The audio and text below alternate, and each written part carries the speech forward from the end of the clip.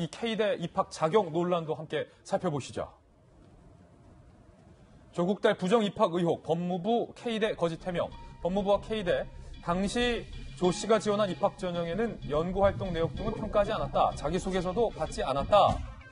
논문 제1저자 등재로 K대 부정 입학 의혹 제기에 대해서 법무부와 K대가 이렇게 얘기했어요. 그러니까 조국 후보자 측과 K대가 처음에 이렇게 얘기했다는 거예요. 그런데 지금 저희들이 취재를 하니까 당시 입시 지원자 모집 요강 확인한 결과 연구활동과 자기소개서까지 제출됐던 사실이 확인됐어요. 그러자 K대가 우리 해명에 착오가 있었다라고 뒤늦게 시인을 한 겁니다. 그리고 입학 자기소개서 내용도 지금 드러났어요. 조국 후보자의 딸의 입학 자기소개서. 인턴십 성과로 나의 이름이 논문에 올랐고 국제학술대회에서 발표 기회를 가졌다. 전공 분야에 대한 지식과 실습 경험을 갖춘 지원자가 나다. 라고 자기소개서를 썼던 사실까지 지금 드러났습니다. 손수호 변호사님, 네. 지금 조국 후보자 측의 해명이 전혀 앞뒤가 안 맞고 심지어 거짓말 논란까지 일고 있는 상황인데 만약에 단국대학교 측에서 제1저자 자격이 없다라고 등재 사실 자체를 박탈한다면 이를 기반으로 K대에 입학을 했잖아요. K대에 입학에도 영향을 미칠 수 있는 건가요? 우리가 정유라 때도 한번 비슷한 거 본 것 같은데. 그럴 가능성이 있죠. 예. 우선 학교 차원의 인턴십이냐 아니면 교수 개인 차원의 인턴십이냐는 사실 중요하지 않은 것 같습니다. 그로 인해서 작성된 그런 논문에 제1저자로 등재되었다는 점, 그 부분이 정당한지 아니면 연구 성과를 과장한 것인지 여부에 따라서 판결은 날 것으로 보이는데요. 특히 연구윤리 지침이 다양하게 있어요. 예. 정부 차원에도 있고 또 해당 학술 기관에도 다 있습니다. 학교에도 있고. 근데 그런 기준들을 좀 대체적으로 보면은 기여가 없는데 기여한 것처럼 이름을 끼워 넣거나 아니면 실질적으로 연구와 논문 작성에 기여한 정도보다 훨씬 더 많이 부풀려서 다른 사람을 추월해서 높은 순위로 기재한 경우에도 문제가 있다고 보거든요. 예. 이런 경우에는 연구 부정행위로 판단될 가능성이 있는 거고요. 또 그렇게 부정하게 작성한 논문을 활용해서 입학에 영향을 주었다면 그 부분은 입학의 효력에도 영향을 줄 수가 있고 또 얼마 되지 않은데요. 지난달에 실제 사례가 있었거든요. 그래요? 전북대에서 이제 교수의 그 자제들을 논문에 이름을 끼워 넣어서 이게 적발돼가지고 입학 취소 결정이 된 바가 있거든요. 아예 그 자제들, 교수의 자제들이 입학 취소됐어요. 그렇습니다.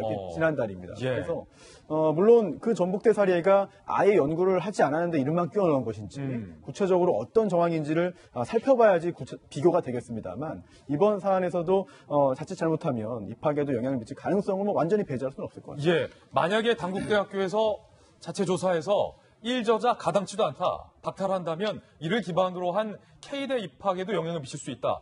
만약에 그 K대 입학이 취소된다면 K대를 바탕으로 서울대 환경대학원, 서울대 환경대학원을 바탕으로 의전대를 갔던 것까지도 지금 영향을 줄 수 있는 거 아니에요? 그게 굉장히 문제가 되는 게요. 사실은 지금 한영 외고로 나오지 않았습니까? 외고에서 K대학교의 이과 계열 대학에 수시모집으로 지원하게 됩니다. 그럼 문과 계열이었기 때문에 이게 전공이 잘 안 맞잖아요.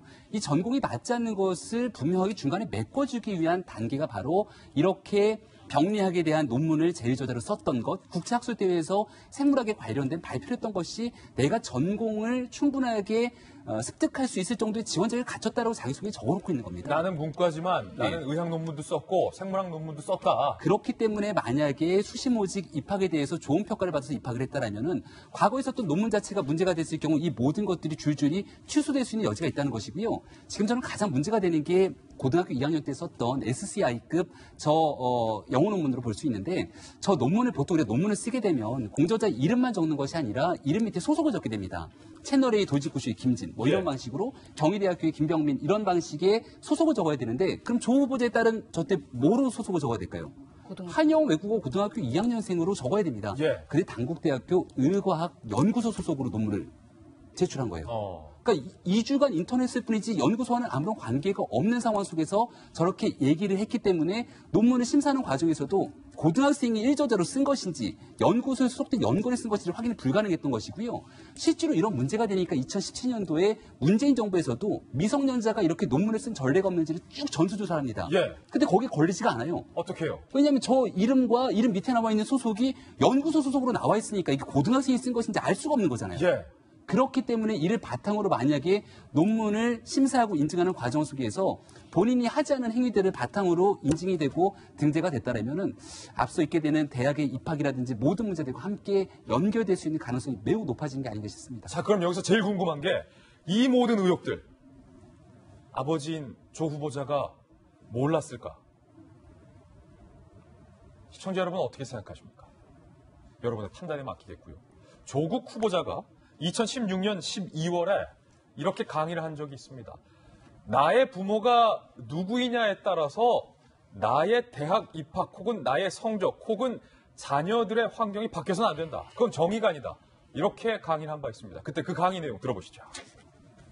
나의 부모가 누구인가에 따라 나의 노력의 결과가 결판이 나는 식으로 흐름이 바뀌어 나갔다는 것이 이게 우리 사회의 지금 가장 근원적 문제라고 봅니다. 조국 후보자가 저때 말했던 우리 사회의 가장 근원적 문제. 시청자 여러분 어떻게 생각하십니까?